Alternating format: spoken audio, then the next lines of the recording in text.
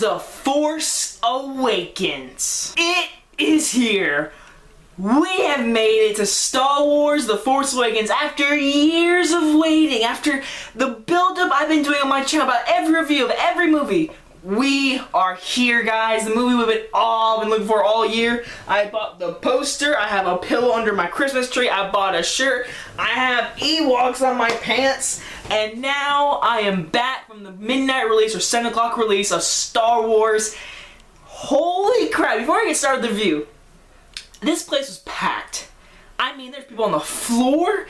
This is the most packed out theater I've ever been, and I got a great seat due to 2 months advance tickets. So thank you advance tickets, and congratulations Star Wars, because you're about to make bank, because let's just get out of the way.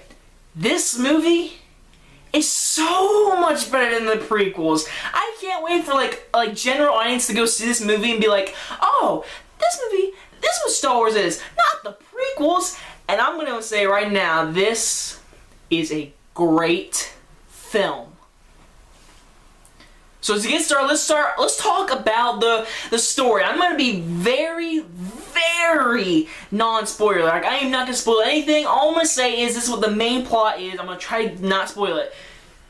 There's a character named Finn, who is John Boyega. He is a stormtrooper, and something happens where he wants to quit the First Order, which is the new, pretty much the new empire. It's the new uprising, and so he wants to quit that, and he finds another person named Rey. She is a scavenger. She scavenges through dead ships, whatever, and she is just a scavenger, and she works for food, whatever.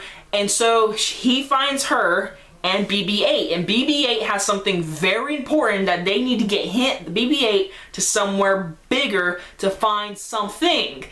And then there's Kylo Ren going after these people who are trying to get there. And then our main Finn and Rey and BB-8 run into old characters like Han Solo and Chewbacca. And now they must fight the First Order and also get BB-8 to somewhere to find something. That is the plot I'm going to give you. I'm going to be very non-spoiler this movie. First things first. J.J. Abrams.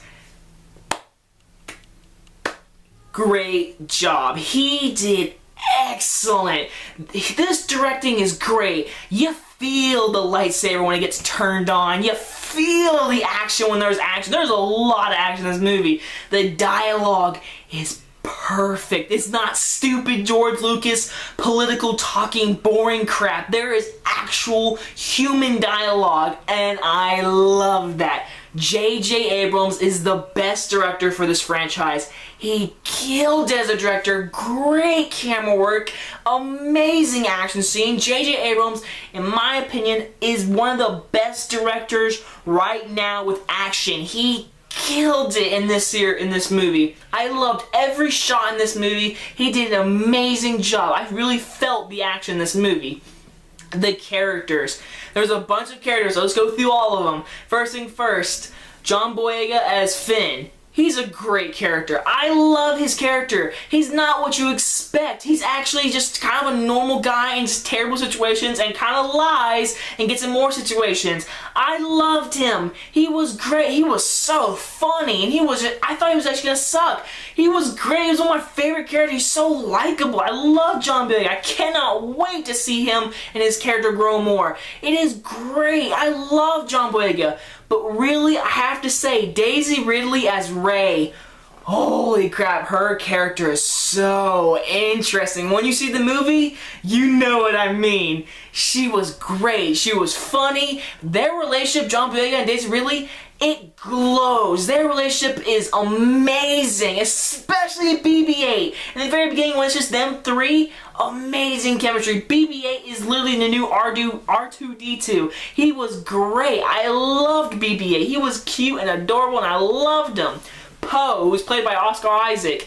Great job. He's super likable. He is the guy who's like, he's a pilot driver for an X-ray, I almost said X-ray.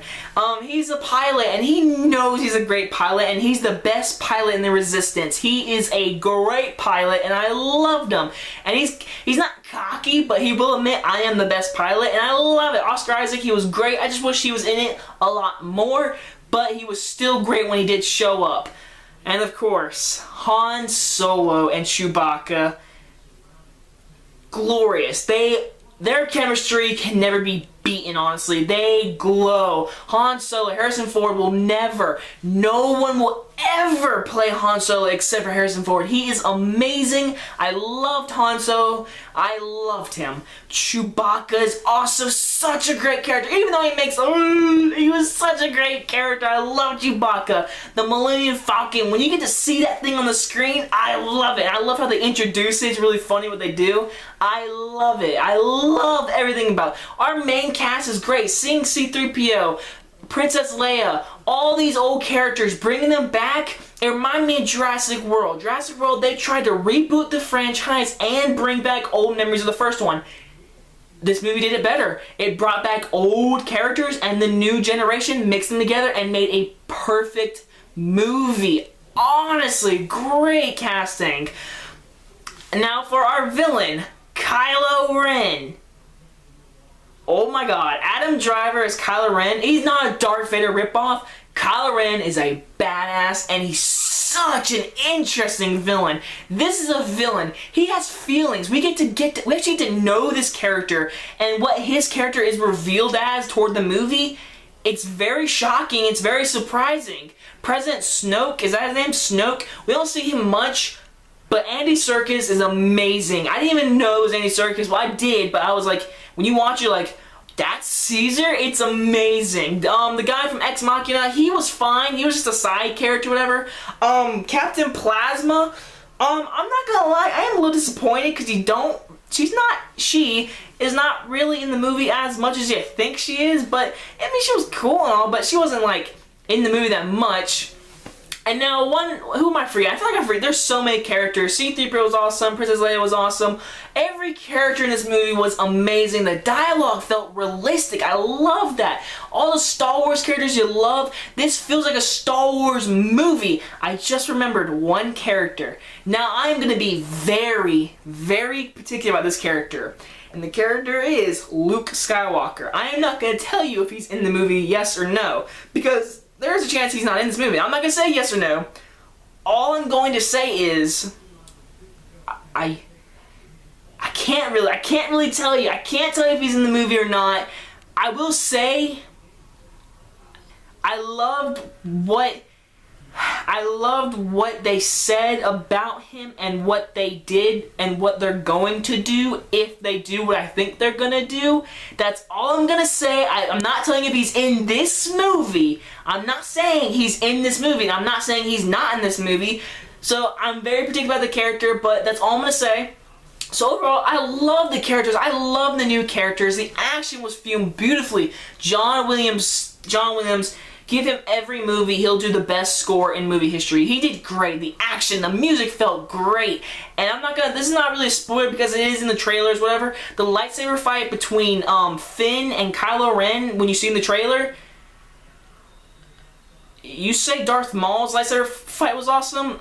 This lightsaber fight was awesome. I loved it. The tension in this movie is great. There is a scene towards the end of this movie, it hit me right in the heart, and I teared up because I was like, no, I did that. I put my head down the theater, and there was a packed theater, and everyone went, oh, and I was like, God dang it! I'm not gonna spoil it, but I was like, oh, mother. Overall, the story is so simple too. The prequels, they were so political and confusing and all. This is just a simple story with great characters, great acting, great directing, great dialogue. And if I had to say anything minus about this movie, it feels like A New Hope.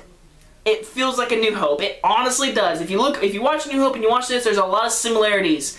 But this movie did what something Jurassic World did, but this did it kind of better in my opinion.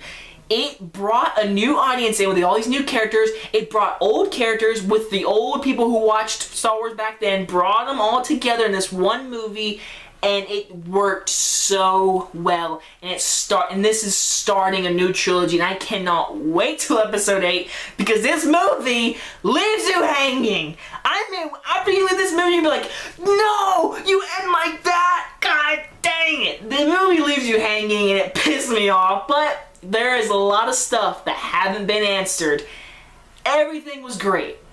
My only flaw with this movie is it feels like A New Hope. That's my only flaw. But it rebooted the franchise and brought back old characters. So I'm not going to minus the movie. And you know what that means? I am very happily to say Star Wars The Force Awakens gets an A+. Yes! It was good. It was really good. This is not just me fanboying. This is a great film with a great villain, great story, great characters, and a great script. I loved it. J.J. Abrams, please do another one. But I can't wait for episode 8. Yes! And the theater was packed.